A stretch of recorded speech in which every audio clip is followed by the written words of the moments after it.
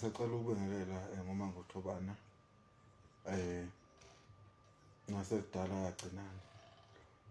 Into engizokhuluma ngayo namhlanje, ngisacela uqwashisa namba kancane. Uma udla igobongo noma ungadlelane lo mndawo lo mnono ngelana, akusho ukuthi lokho wena usuyalapha, akusho ukuthi wena sekufanele uvule isigodlo, akusho ukuthi wena sekumele uphathe imithi.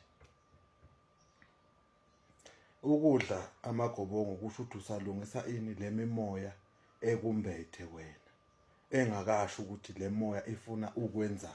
Igobongo akusiyo into yokwelapha yonke.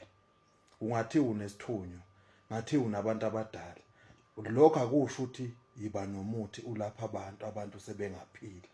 Ubungozi balokho wena mawulapha abantu, yile igulo zalabantu wena ongazazi ukuthi zizothathwa yiliphi ithonga noma zizoshonaphi.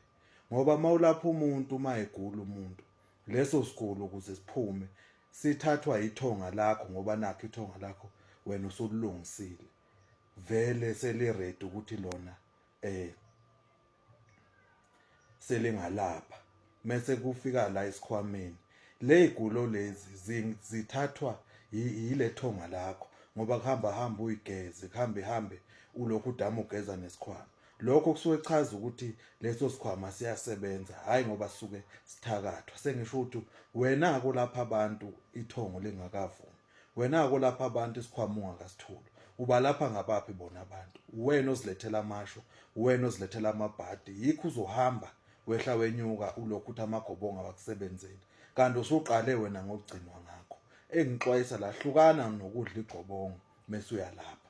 Igobongo lidle ulinde uze ukuthi labantu laba obadlela igobongo bathini. Ungezwa ngomuntu ukuthi hayi wena usungawuthenga imithi, wena usungaba nesigodlo, wena usungaba nani. Isigodlo akuyona into evela isuka ekhanda.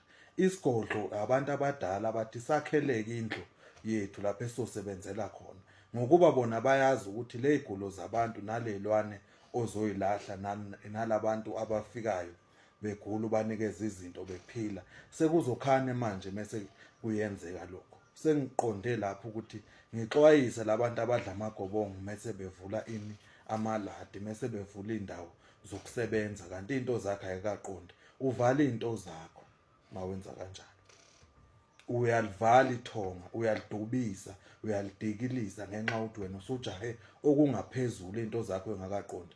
Yikho uzokwehla wenyuka udla amagobongo. Hlukana namagobongo.